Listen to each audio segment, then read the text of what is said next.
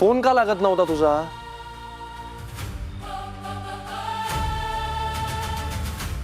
अभि अरे आता आली आहे ना ती. नाही नाही आता एक मिनिट मला बोलू दे. आता 1 मिनिट.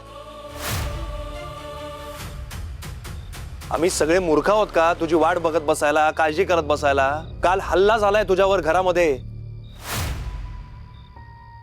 त्यानंतर हॉस्पिटलमधनं तू गायब होतेस, कोणाला काही कळवत नाहीस, तुझा फोन लागत नाही, आणि आता एवढ्या तासांनी आरामात चालत घरी येतेस. अभि नाही नाही आजी, तू म्हणाली होतीस ना आल्यावर जाब विचार म्हणून. अरे हो पण काय सांगितलं होतं मी? काय सांगितलं होतं मी? फोन जवळ ठेवायचा, सरळ घरी यायचं, वाटेत कुठे थांबायचं नाही म्हणून. तरी कुठे गेली होतीस तू? काही बरं वाईट झालं असतं म्हण.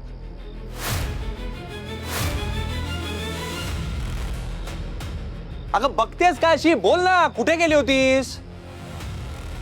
सांग वृंदा, घाबरू नकोस, सांग. वृंदा, काही अडचण आली होती का ग?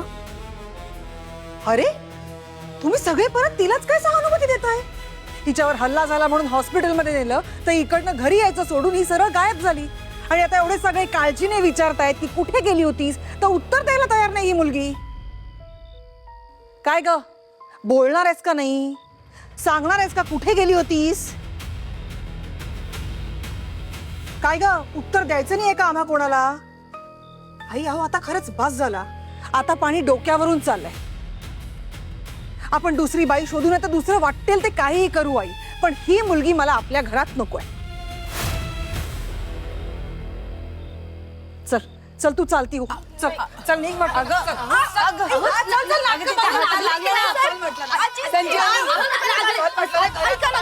काही ऐकायचं नाहीये, बस झालं. चल संजीवनी थांब. चल म्हटलं. खूप झालं तुझं. संजीवनी,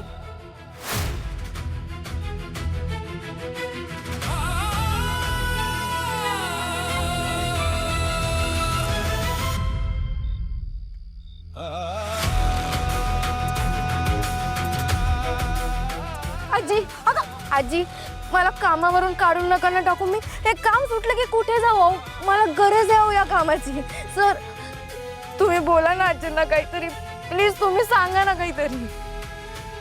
आजी अहो मला माहिती आहे माझी चूक झाली आहे, पुन्हा नाही होणार ना असं. मला माफ करा, एक संधी द्या ना मला, पुन्हा खरंच असं नाही होणार.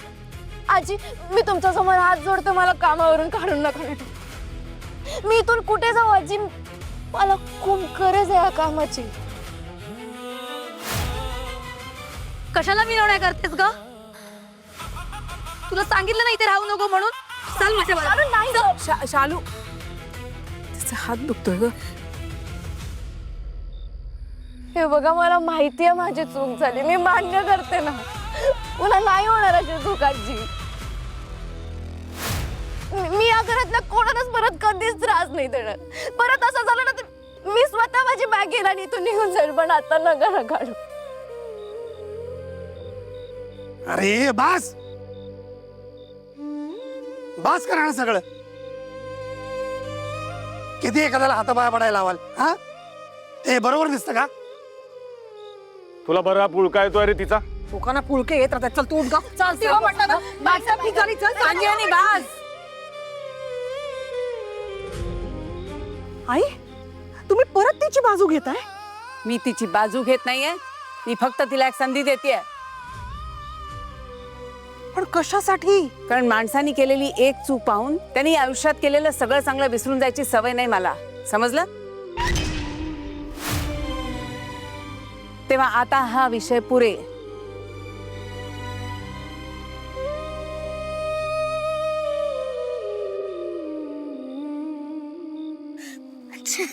रडू नकोस आता, रडू नकोस.